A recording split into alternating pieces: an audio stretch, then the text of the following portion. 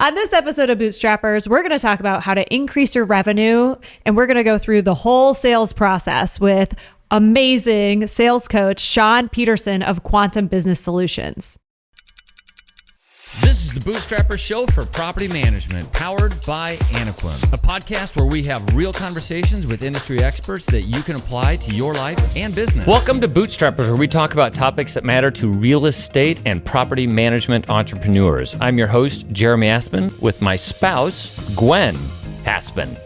In this episode, we're going to talk about how to increase profits by managing your revenue pipeline better with Shawn Peterson of Quantum Business Solutions. Bootstrappers is powered by Anequim, and if you're looking for professionals who can help you grow your business, go to anequim.net right now and set up a discovery call. If you set up a discovery call and use the term Bootstrappers, you can get 50% off your first placement fee. So, Jeremy, getting new doors is always a struggle in property management.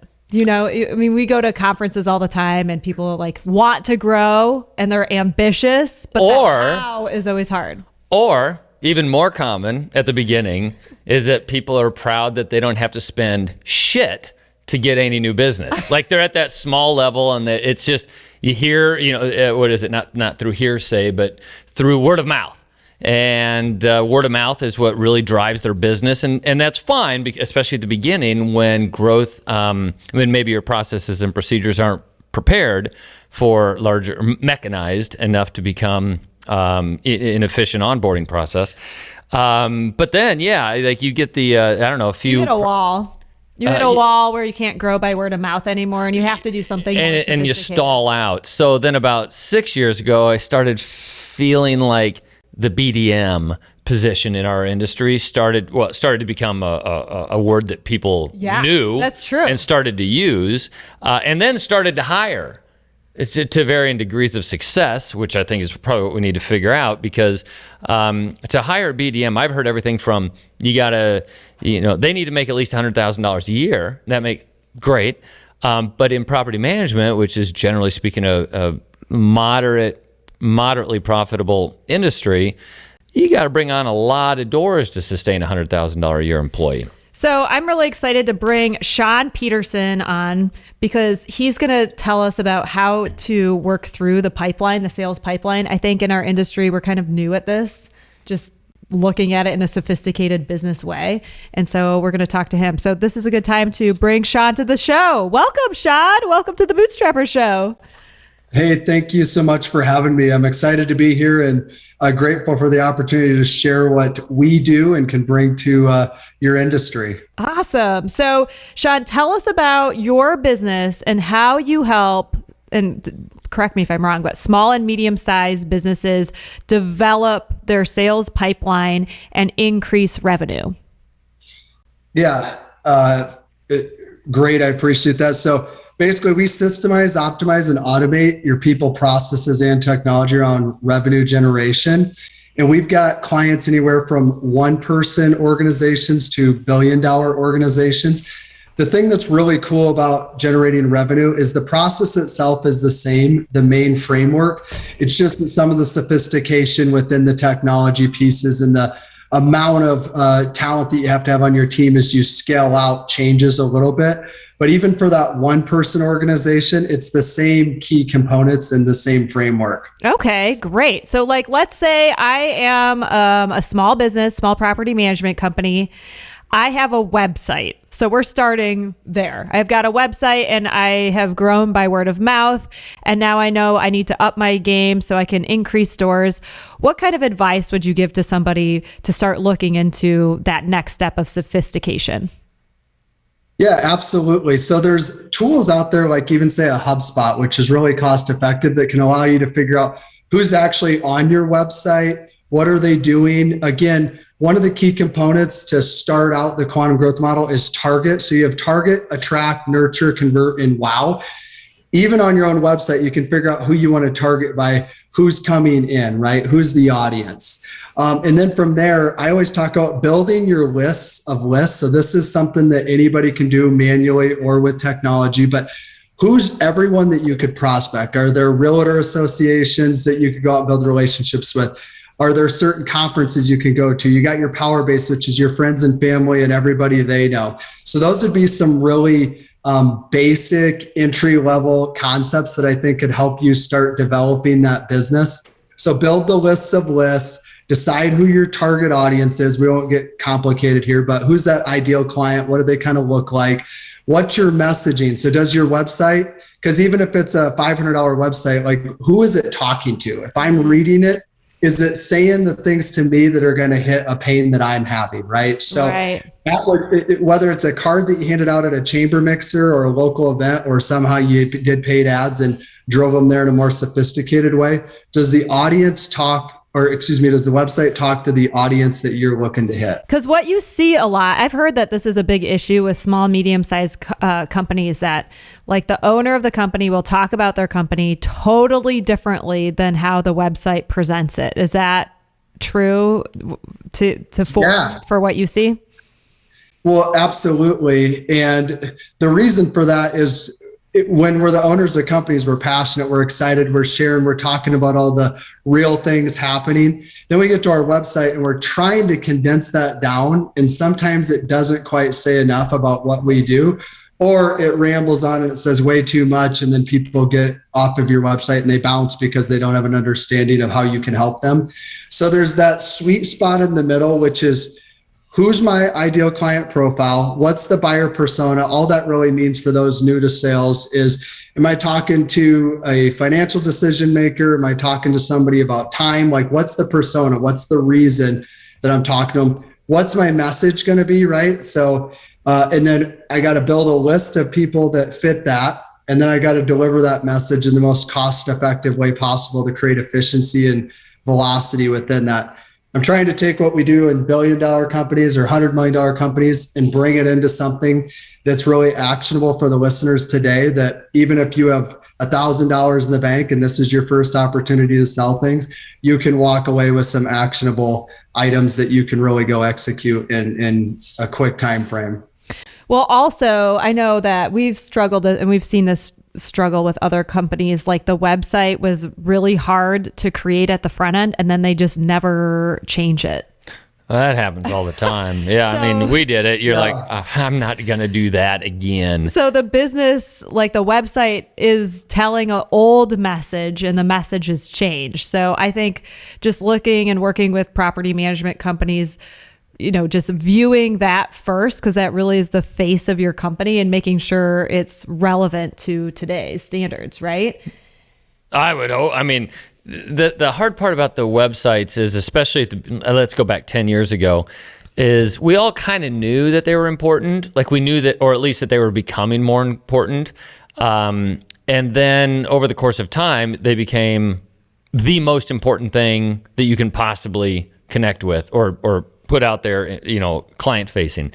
And in our industry, I think we just didn't adapt fast enough. Mm-hmm. And so there were a lot of those websites that, you know, they spent an inordinate, let's put it in air quotes, amount of money to develop something that really wasn't doing what it could have done, mm-hmm. for lack of even knowing what it could do someday.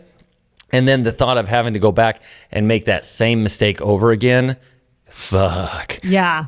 So, okay, so let's say you update your website, you get your list together. Now let's talk about nurture campaigns, because you work with people on, so I have my list, you know, I've got my friends from maybe I have different groups of people, right? You recommend dividing up your list into segmentation. So yes, as people build it, remember where you met this person and maybe divide up your list into different target audiences, correct?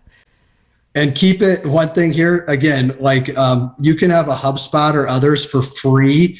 Keeping that information in a CRM is so important. One of the biggest mistakes I see with people when they come to nurturing is they think, well, I can't afford technology, or I don't need that.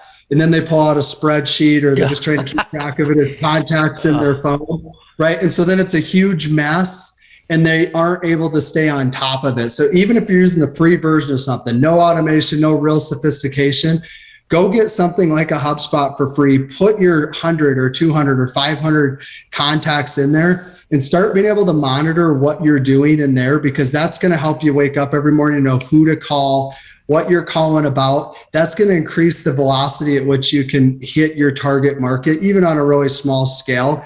That's super important. So that'd be one tip they could walk with. Go get a free CRM. It'll take you an hour to set it up. It's free. It'll get you back probably 3 hours a day worth of your time scrambling around, and you won't lose the opportunities, right?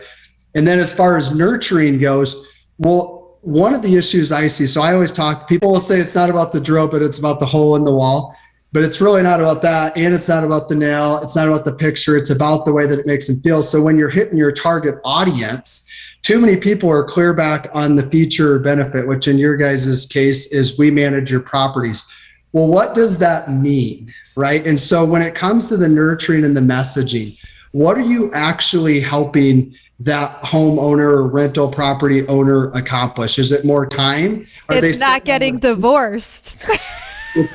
It's right. So that's what they're actually selling. We're going to sell you to be able to go sit on the beach with your spouse. We're going to take care of everything. That hassle is going to go away. You're going to end up literally with accomplishing your dreams and being happy. And so people, whether it's mortgages where they talk about rates and stuff, I always say, no, you're really selling the dream, because it's whether it's a refinance, whether it's a purchase. What are they going to do? What's the feeling they're looking for? What's the accomplishment?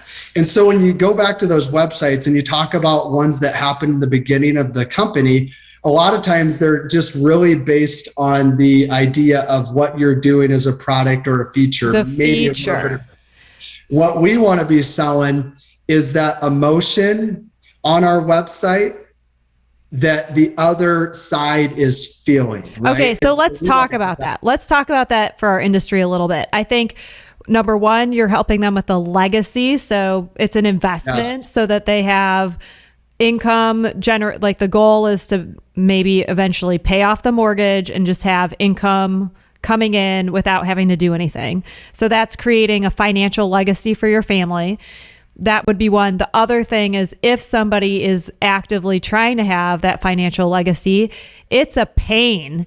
And your wife or your husband hates you when on their weekends they have to take out dirty carpet out of a apartment. And that's where the fights happen. And that's where people, if they're actively utilizing or running their property and they need a property manager, you're saving them from those laborious tasks of cleaning the apartment, taking those calls, or even managing those little things, because it's degenerative to a lifestyle, to your life. Because when you're an quote unquote, you buy property as an investment, and so many of these quote unquote investors don't do any investing at all. They're trying to build, they're buying themselves a job, and they've got this sweat equity, and they kind of pride themselves on it. And I do understand that sometimes that's the position people are in, but don't call it an investment, because the way that you treat an investment is completely different than the way that you treat a job. You've got to make it, you've got to set this, like in what you're trying to get is property owners that have the same goal as you do, which is to make their life a little bit better with the money that they're storing in this investment. And then maybe that's two different segments. So you have the people who want the financial legacy, and then you have those do-it-yourself landlords that you're like, stop doing this. And they're not worth working with as a property manager. Well, unless you can get them to see the vision of like, hey, stop doing this yourself. Don't call me all the time because I've got it. Yeah. So thanks, Shawn, for bearing with us as we make this usable for our industry. I want to just go back and make sure that we cut out that piece, or not cut it out, but I want that clip where he mentions this spreadsheet, because spreadsheets drive me nuts. And I'm going to take that clip, I'm going to send it to all of our employees. And the way that I try to explain it to people without it being condescending is that, spreadsheets are 1980s technology. Everybody since 1980 has been able to use a spreadsheet for exactly the same reason they're doing it. Like in this case, keeping track of prospects. Jesus. Okay. All right. So thank you for the public service announcement. We've got to go on to BDMs though. So, okay. So let's say I'm sophisticated enough. I have a website. It has my message. I have lists. I've segmented them out. Let's say I have nurture campaigns that nurture them, send them emails, content that they like. Now I'm at a place where I can't take the calls because I'm getting some business from online. Now I need to hire a BDM. This is terribly stressful for people. Walk us through who we get as a BDM and what we need to know in order to make that hire. Yeah. So the question I would have is, how intense do you want this sales professional to be? Intense, because I want to grow my company. Like I want business, right? I mean, if I'm a small business owner and I'm going to be paying the salary and probably a lot of money, this person better perform. And that's my fear with this big hire. Yeah. Hey, absolutely. I'm going to look for someone who's driven. So whenever I interview, one of the key components is drive. Because there's a lot of smart people. There's a lot of people who have knowledge and understanding. There's people who have some experience. But when someone's driven, that's always been the difference in whether they're successful in sales or not to me. And I've had very talented people fail, and I've had mediocrely talented people be really successful because they'll do the work. So is that the discipline? Is when you say driven, does that mean follow a sales process and do the work? What does driven mean to you? Yes. And the phone gets heavy, right? It doesn't matter how long you've been doing sales, whether it's the phone or whether you're driving around trying to call on accounts, door to door, B2B, something like that. It's a challenge, right? And we're not always motivated. So the discipline to keep doing the work is probably even more important than if you follow the process perfectly. Because if you make enough calls, you're going to get some results. Now, there's two ways to get more. You can either do more or get better. What we try to do at Quantum is help you do both so you get the exponential growth or make the leap, right? Mm-hmm. And so look for someone that's driven, create a little process with them, because keep in mind, you're probably not a professional salesperson if this is your first salesperson. And now you're hiring someone, and based off the budget you guys are telling me, you're probably not getting an A player yet. So you're looking for someone maybe that's young and talented and has a little drive, sees some opportunity there. So your processes aren't going to be perfect, right? But if you can set them up with those lists, you can have the CRM. You're going to want to know what your value proposition is, which is what do you bring to the prospect, right? So this goes back to what Jeremy was saying there, which is the happiness. We're giving you your life back. We're giving you your weekends back. We're helping you build that financial legacy for the future. And then just start small, right? On these scripts and on working with that BDM on exactly how to move through the process. We don't need to worry about closing if we can't even pick up the phone and make a call, right? And we don't need to worry about needs assessment if we can't even get past the greeting to get an appointment. And how I would probably leverage this is just me. I like to chop up the sales job because the full cycle sales rep is kind of becoming a thing of the past, right? You want somebody who's really good at setting the appointments.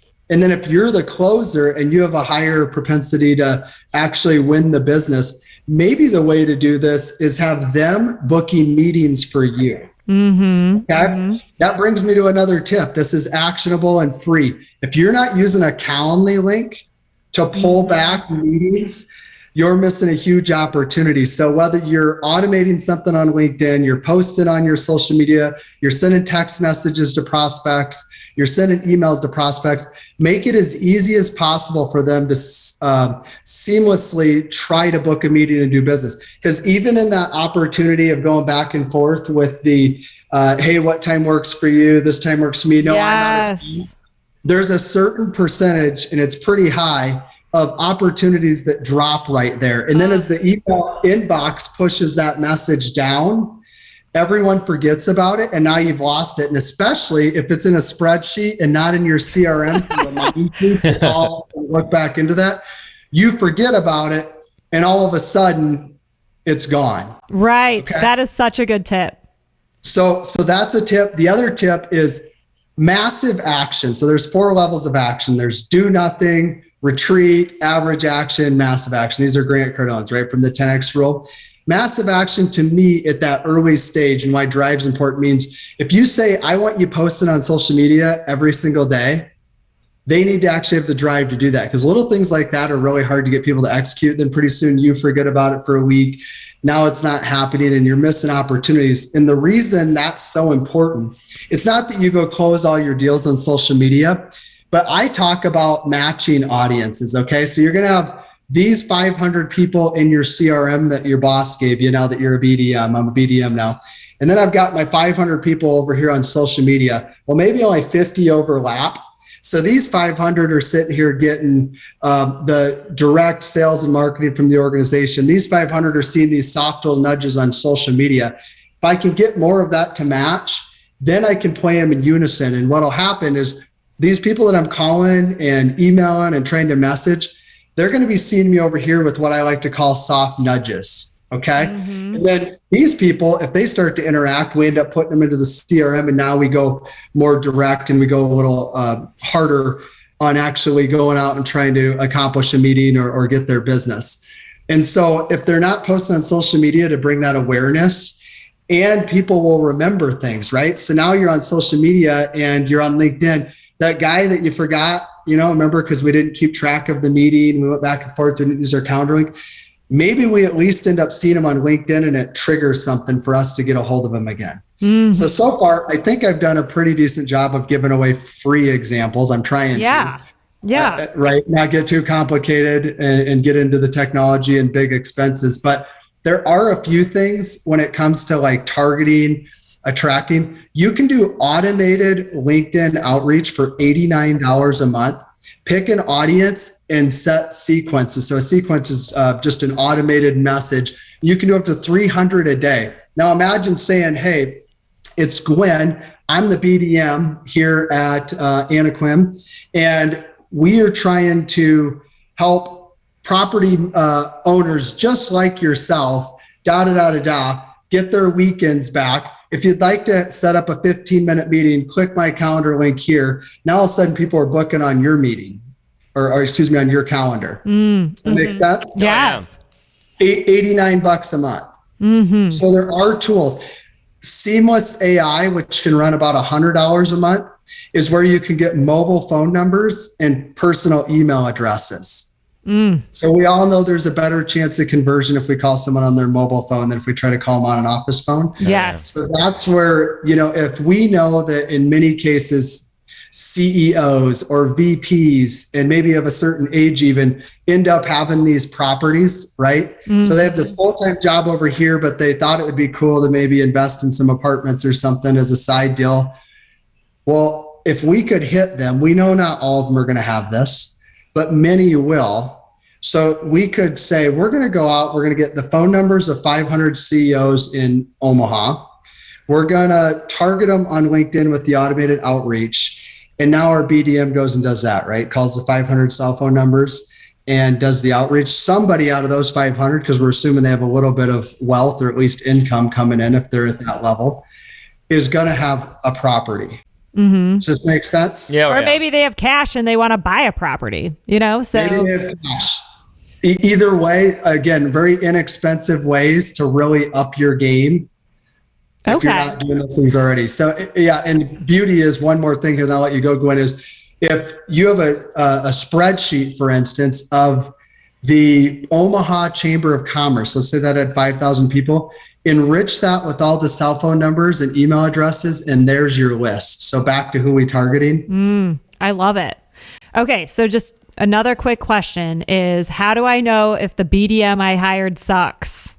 Like, how long does it take? Because there's so many excuses, and maybe I didn't give them the right list, and then they're like, you didn't train me, and we've been going after the wrong people.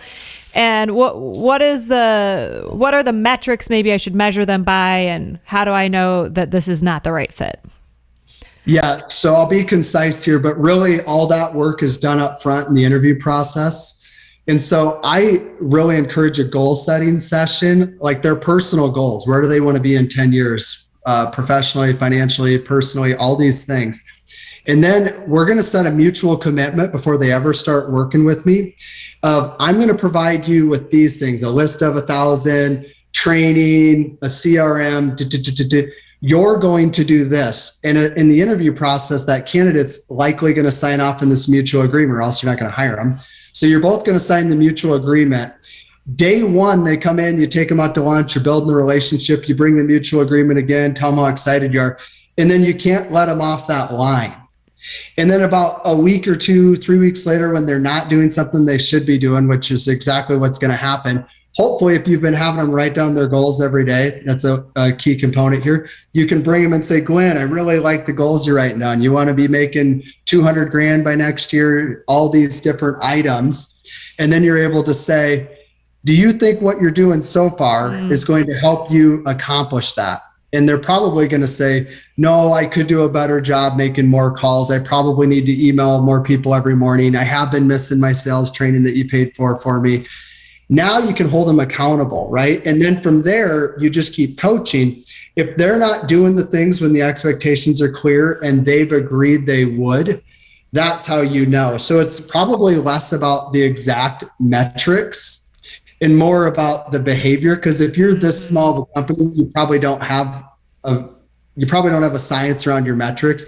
But if I'm just throwing a random number out, I'm looking for probably 50 to 100 calls a day. And I'm looking for the same amount of emails, right? But if they're doing like 6 calls a day, you're not getting any meetings out of them. You've talked to them 3 times. They're not showing the drive. Remember, it's about the drive. Then that's where you're going to realize that you don't have the right person. Because to be fair to the BDM, you probably aren't a very good sales manager and probably aren't very good at the interview process or recruiting process of salespeople. So it might not be all on them. Right. Well, and that's what they'll say when they're not performing, right? They're going to push back and be like, well, you were the one who screwed up and here's why. And there's probably some truth to it, like you said.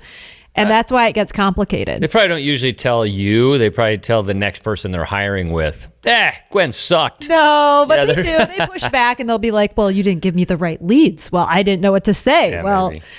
That kind of thing. So, okay. So let's just talk about the close and wowing. Because you said wowing was the last part of your of your process. Yeah, quantum growth now. Yep. Well, so the close should really come naturally. If you've targeted the right person, hit them with the right message, conducted the needs, right? You've nurtured. I'm always going to try to tie someone down. I'll tell you what, Gwen, if I could do A, B, and C for X amount of dollars, is there any reason that you wouldn't be willing to move forward? So in your world, it might be, hey, if I could give you your weekends back, ensure that your properties are taken care of, and check in with you twice a month so you know the status for 10% of your rent. Is there any reason you wouldn't be willing to move the business to us? And if they're like, well, no, I would, then you come and you present.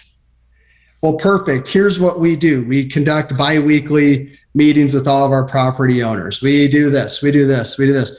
And then I'm just going to go for an assumptive close and say, now, would you like to start on the 15th or do you want to wait till the 1st? And if they give you one of those dates, it's game over. You got the deal. If you got to stop and say, now, do you want to move forward today? That's pretty combative.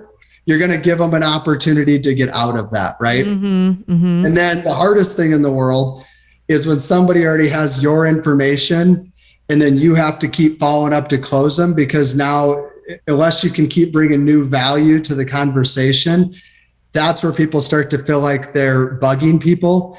And 48% of sales opportunities never get followed up on. That's a stat people should know. 48%.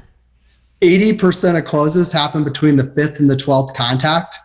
So these are some pretty important things, right? So all of the work is done up front, and the needs, the understanding, and then what I call the tie down. So you can try to get the deal done right there, because we all know time kills deals, right? Because things start happening. People forget about you. Sometimes you forget about their deal. And now you're just having to like almost bug them. Hey, have you thought about that? Hey, are you ready to move forward? Hey, what are your thoughts? And that's where salespeople start to feel like annoying, or that they're not bringing value. And so then they start to pull off, and pretty soon they just let the deal die.